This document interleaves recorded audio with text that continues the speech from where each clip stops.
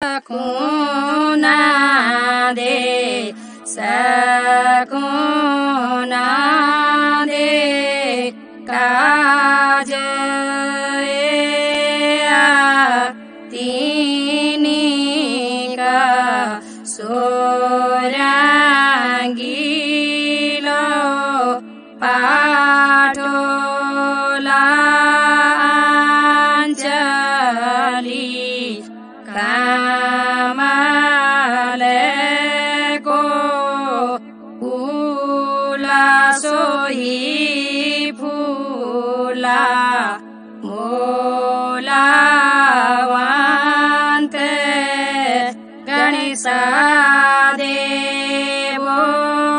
रामी चंद्र लक्ष्मण भरत चतुर लवे कुश ऋखेश्वर माहेश्वर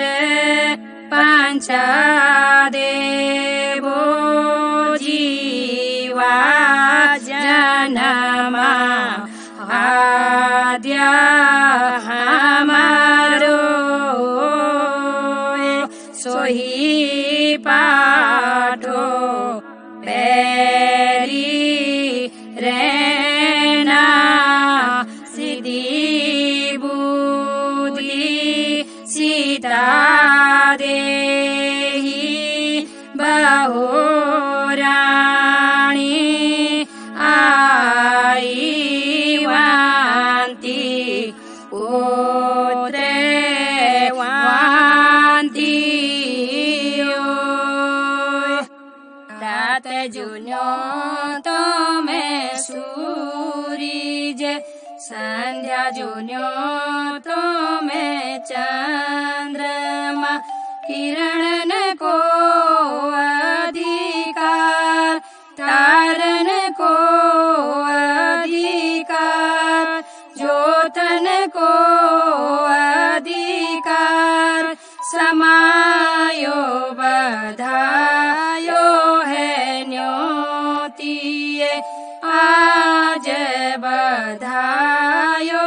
है न्योतिये दिन दिन होएंगे काज इनु घर होएंगे काज गणपति न्योतो में काज सो गणपति सिद्धि कराय ब्रह्मा